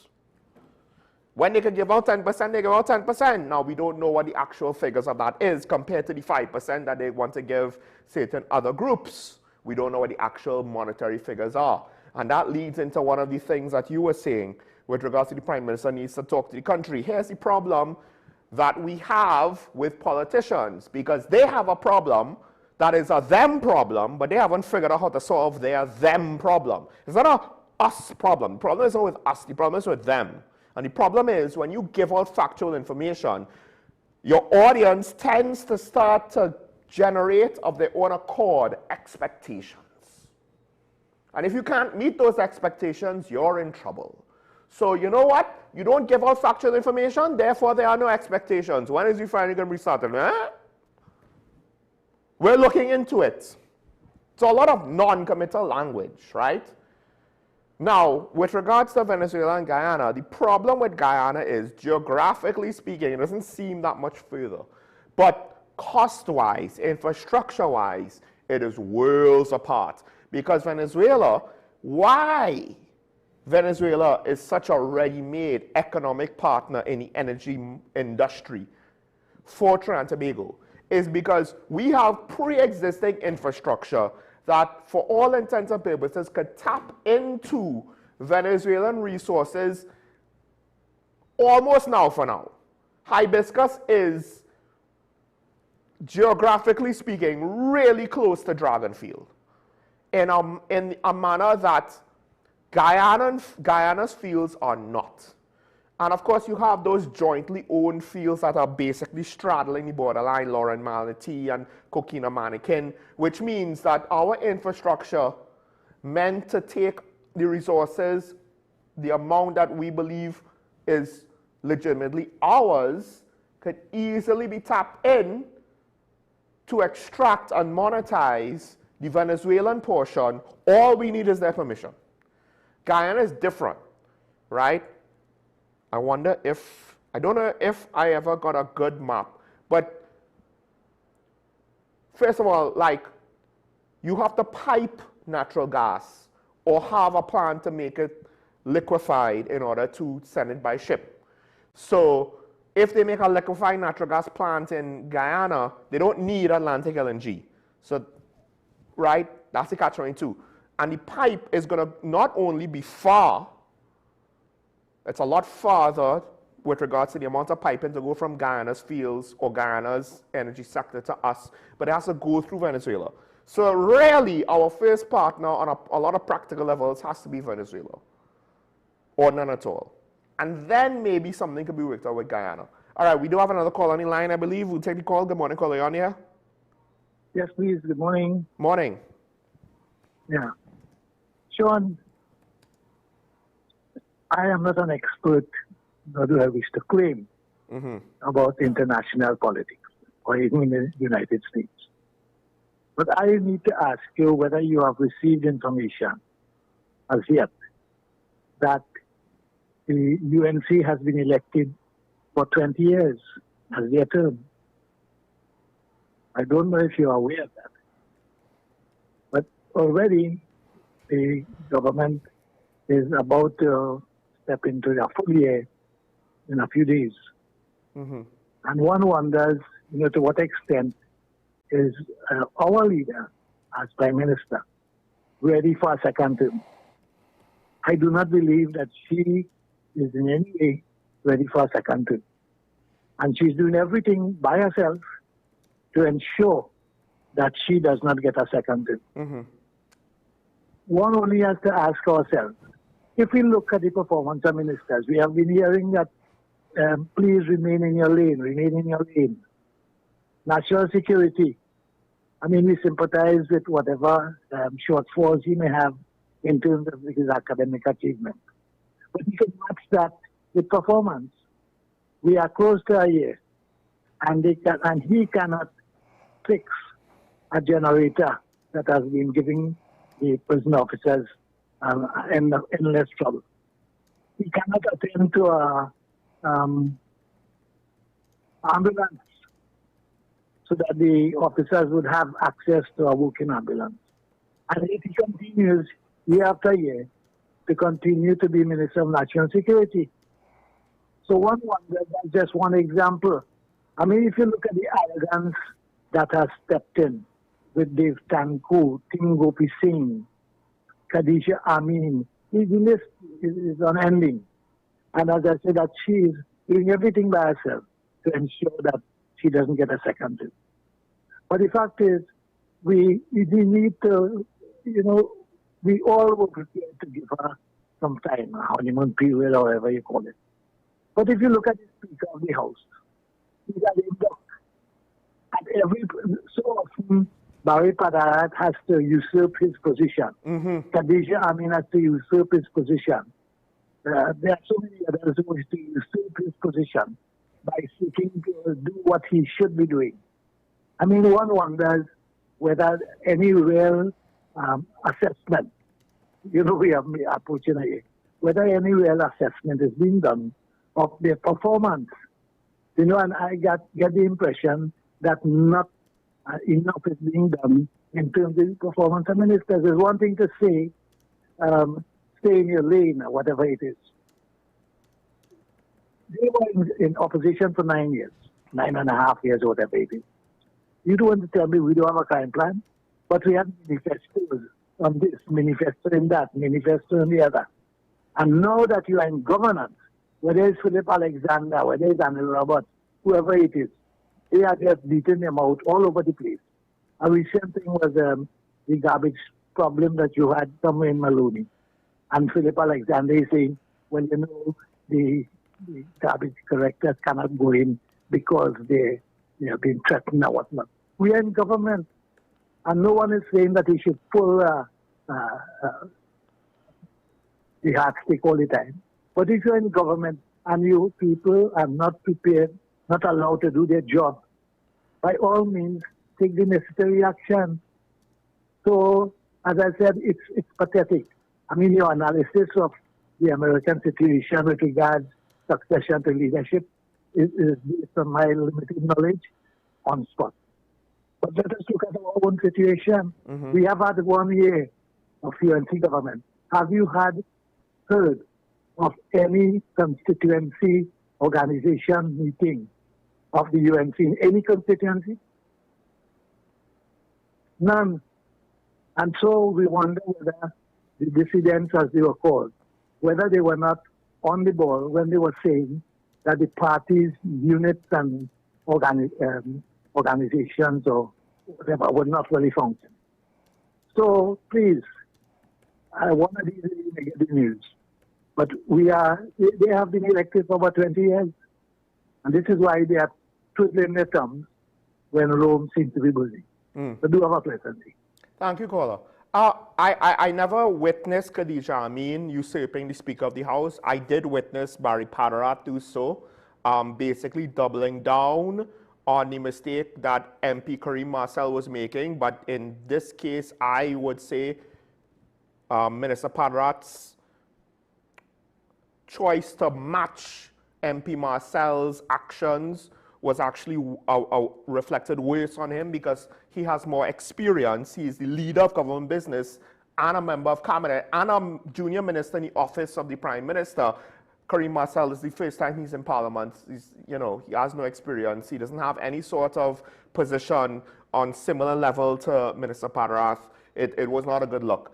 I will excuse Minister Amin a little bit more because I have seen some good signs, at least initially. One of the things that I did note in the news was the whole talk about cleaning up URP and CPEP and forestry and the like, and I'm like, that happened last year. Why is the explanations and the investigation seemingly now starting, right? Like, I didn't have an issue cleaning things up, but then say, hey, we're going to clean things up, and we're going to investigate, and then in short order, whatever we find, we're going to present, so we'll be held accountable, transparency. None of that happened. So on that level, you are right to say, hey, performance, what's going on? I'll say this. I don't think with our politicians, the institutional knowledge that our politicians does not include how to be a properly functioning minister, how to operate as a properly functioning cabinet, and how to operate as a properly functioning legislature. Because we don't debate the bill, we debate the parties, we debate more the people than the actual bill itself. The debate process does not matter. We don't have political debates, right? We don't campaign on issues, right? We don't have plans. You pointed out. And I brought this up when the whole stand your ground thing was presented. I'm like, that's not a crime plan. That's you take responsibility because we don't know what else to do. Plan. That's not a plan to deal with crime. You do it, we can't do it. That's not a plan. You were elected to do something, not to tell us to do it. And what has come to pass? 1 year later, 3 to 4 ministers now dealing with national security because allegedly intelligence is being overseen by the Attorney General. So he has been even more directly involved than his predecessors. Plus, you take the Ministry of National Security, you split it in 3. Still no crime plan. New commissioner, new and improved, better commissioner, right? Still no coherent crime plan. Now, the reason why I say that is the Minister of Homeland Security seemingly, there's no institutional knowledge to help him with regards to how to be a minister, particularly in that ministry where things are very tricky. Because the problem is you took a field officer and you made him into the administrative general. Not the field general, the administrative general. He's supposed to be an office guy now. He's supposed to handle things from an office, right? But he doesn't have that experience. And we, as a political, democratic nation, has lacking in our institutional knowledge with regards to, hey, this is how it's supposed to be. No, our institutional knowledge with regards to politics is party politics. That's why It's fine in their party. Their skills, their development is with regards to party politics. What did I say earlier? It's party first politics. Party over country, party over people, party over issues, party over policy, party over sound critical judgment. Party first. So now when you get into power, you don't know what you're doing. That's why we have a Minister of Finance that doesn't understand what an audit is, or an Attorney General that not only didn't understand legally what an audit meant, but decided to facilitate the nonsense. Senior counsel, by the way. Respected senior counsel. That's why we have our current situation where the current Minister of Finance is an economist, is the only person claimed to be an economist. Now, I don't know if he's claiming it or others are claiming it on his behalf, and he's reluctant. But he's the only claimed economist in the national sphere that has a bachelor's in economics. Yeah. It's actually worse than it sounds. So, yeah, I get it. Minister Roger Alexander, on some level, is set up to fail. They just don't know it yet, because both parties, they don't know how to govern. Their institutional knowledge is primarily with regards to internal party politics and then party versus party politics, not governance, right? Now, technically speaking, we'll withhold final judgment on the current opposition's, the current PNM's administration. But they have to kind of show us something, right? Prove that it's not the same old. We were looking for the current government to do the same because, again, hey, it's a whole new team, right? Not everybody it's not the same band from last time. It's the same front woman, but it's not the same band. Let's see what they got. And as the caller pointed out, for the last year, maybe it's premature. To some extent it is. To some extent it is premature to have final judgment on the government. But things are not necessarily going in a positive direction when it comes to things like accountability, transparency, public communication, leadership, managing expectations, critical thinking, sound judgment, etc., etc. Does the UNC think that they've been elected for the next 20 years? Possibly, because the previous administration, with a smaller margin of victory, acted as though they felt they will always win. Maybe with small margins, but they will win. Because they won twice in a row. They beat the same person, because the political leader is really the only person that matters what it calls a national election, and they beat her twice in a row, but not 3 times. Why? Because on some level, they felt as though they couldn't lose. They called a snap election, they weren't ready for the election. The new Prime Minister, Stuart Young, forms a cabinet, then calls a snap election, and his first political rally looks like amateur hour. Like they didn't have a budget, they didn't have venues ready, they had nothing ready to go. They called the election. UNC was ready to go. Because that's what they know. They know about politicking and party politics and party rivalry politics. Now, the current government had a much larger margin of victory. So, the expectation is the next election they should win. I don't know if it's going to be an easy victory. I don't know if they've done enough to say that they're going to be voted out already. Things might, there's 4 more years. Things could improve, or at least the public perception could improve, or it could get worse. We have to wait and see. But I mean, look, there's a reason why Barry Padra does not understand that when he is quarreling with Kareem Marcel on his feet, that he too is disrespecting the Speaker of the House. And the Speaker of the House doesn't seem to understand how to manage the situation. He won't be the first speaker.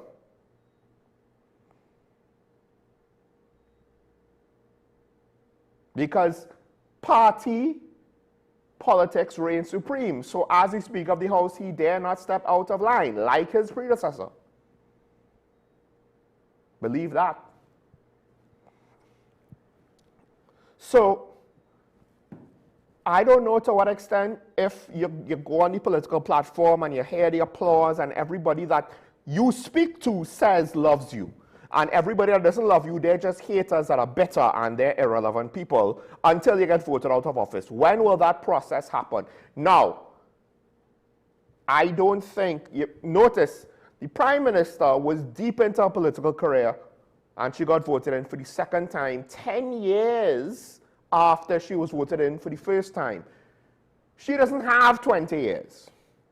She literally, it is near impossible for her to be Prime Minister for 3 more terms.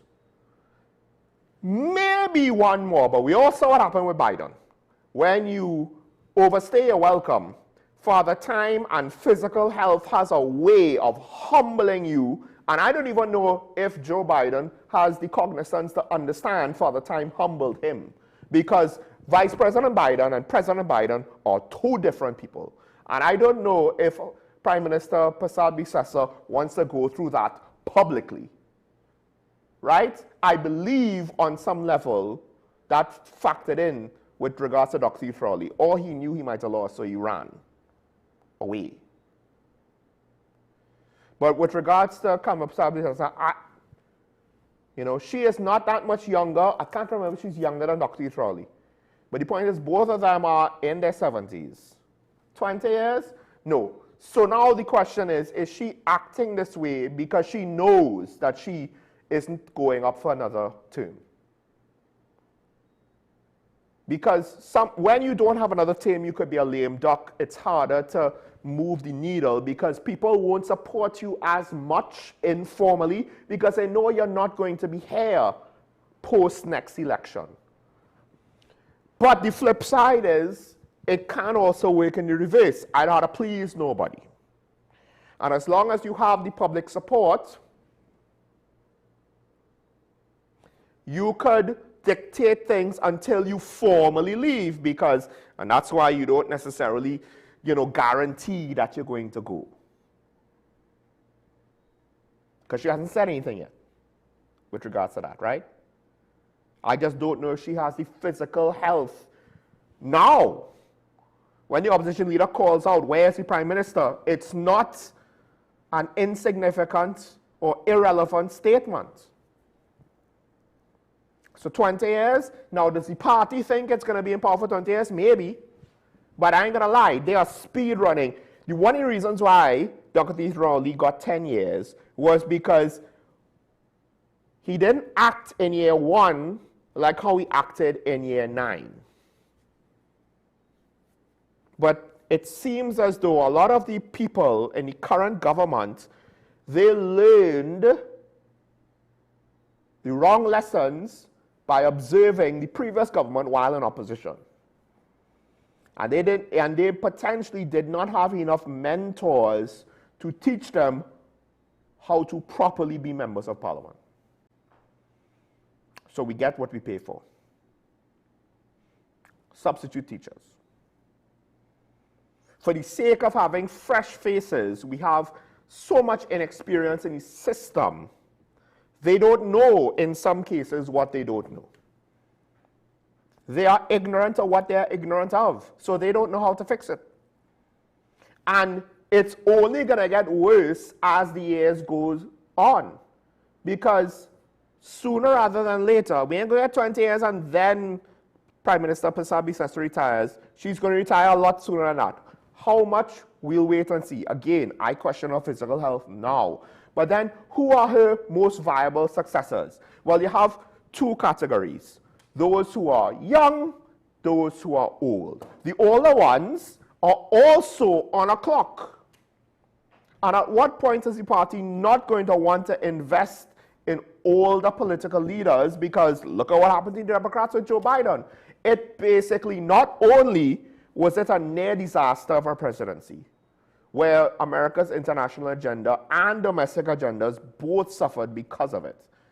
But look at what it left the Democratic Party, what state it left them in. First of all, they had to force him out, then pivot to a candidate at the last minute. Not only was Kamala Harris not ready, but she wasn't that good of a candidate. Again, some people want to say, oh, she's a winner, except for primaries, where she decidedly lost. She wasn't even the second runner-up to Joe Biden. She was selected because of all the boxes that they wanted to check. And again, who do you have now in that party to lead? Now, it just so happens that the Republican Party is in the same boat.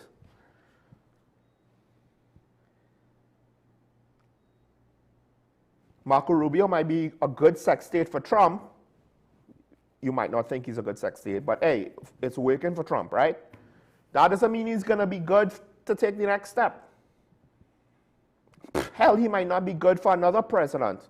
Other presidents might not like him. We don't know to what extent that's who he is or that's who his boss wants him to be. We don't know. But with regards to our situation, who is the next prime minister? Who is the next political leader of the UNC? Those two things, of course, are not necessarily the same thing. But that question needs to be asked because one leads into the next.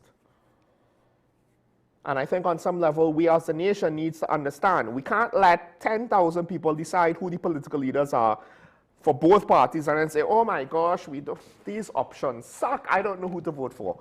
Well, we do that to ourselves because we complain about the politicians, right? For entertainment more than anything else. We macro what they're doing, we complain about them, we bad talk them. Do we do anything about it? No.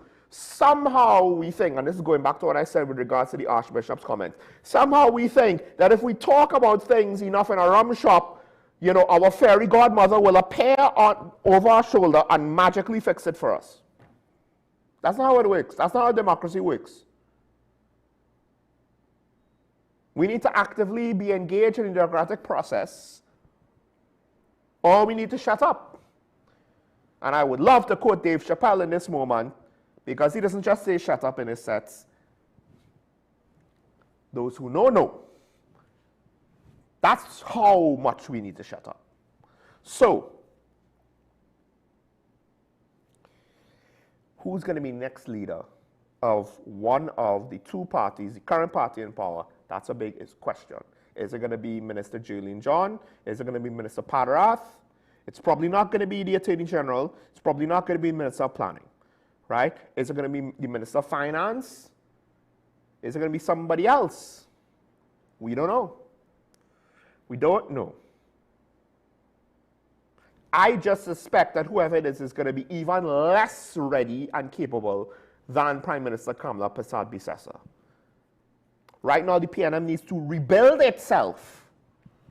Not just, oh, get some names out of a hat, have them fill slots, we're ready for round two. No, no, no, no. They need to rebuild themselves. They're in the process of rebuilding themselves, of learning how to be politicians again, because what they were in the last year of government, that ain't it, and they were voted out. They need to rebuild themselves, not just as a party, but as an institution.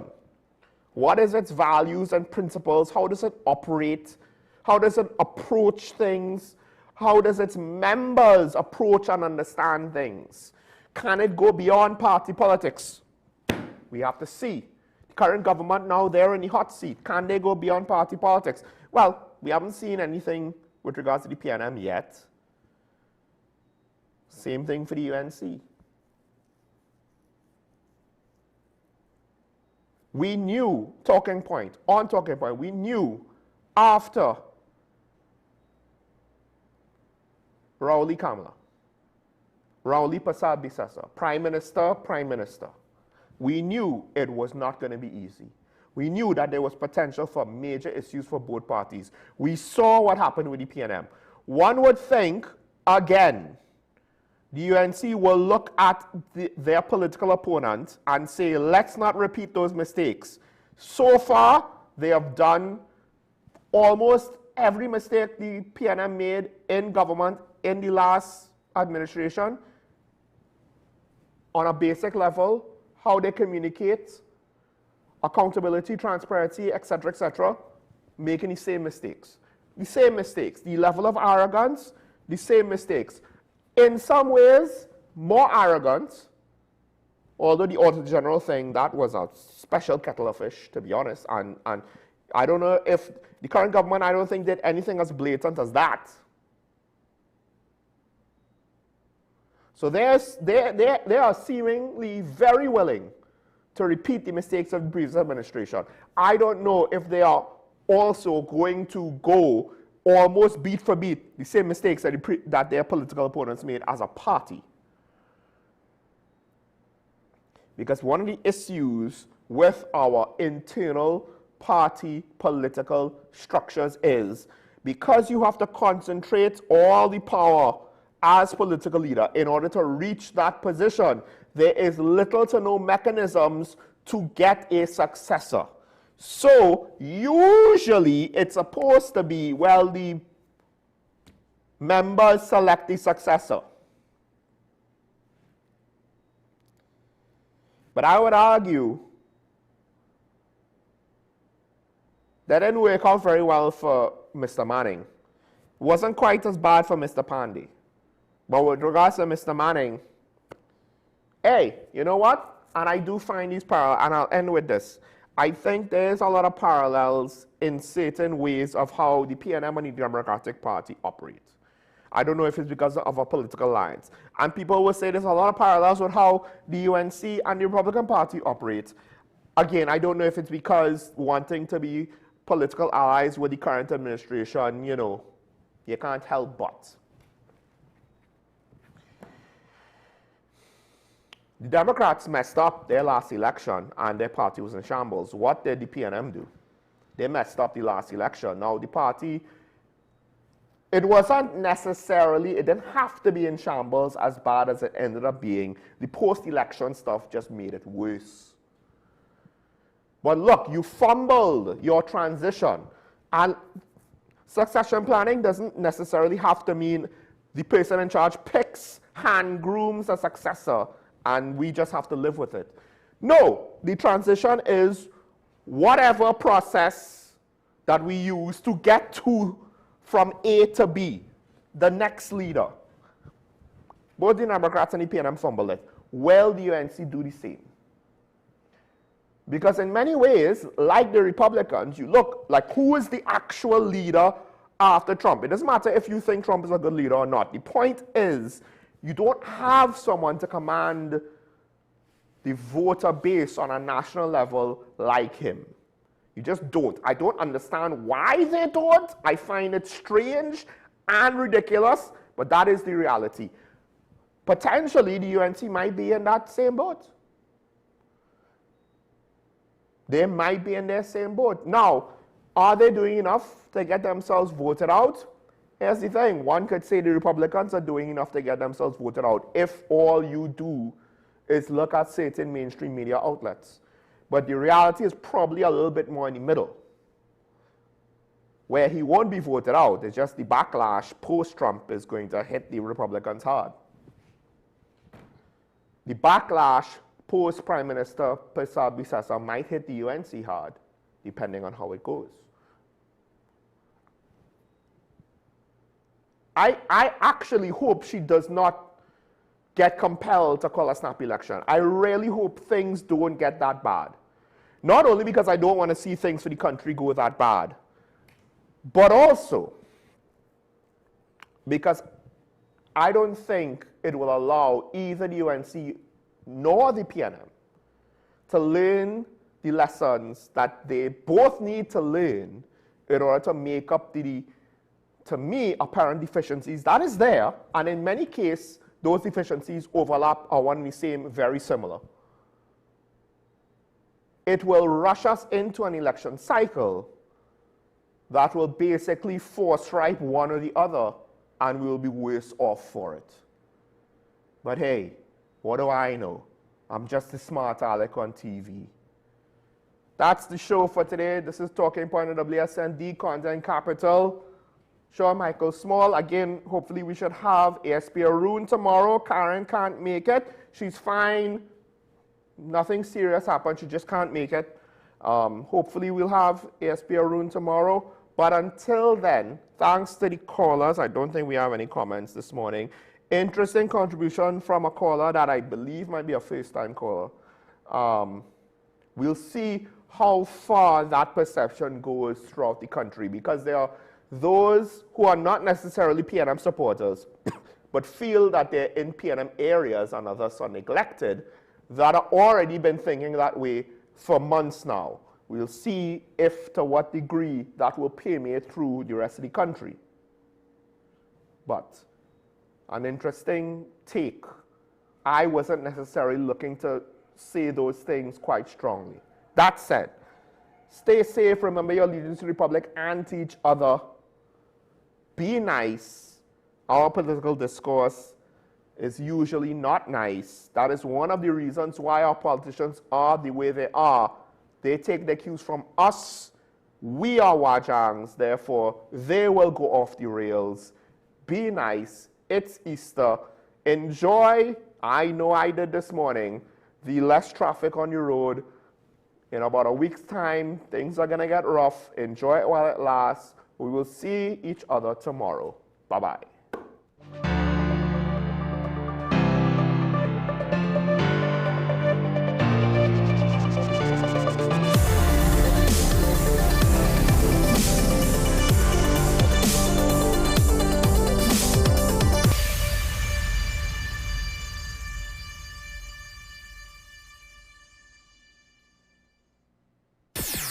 WESN.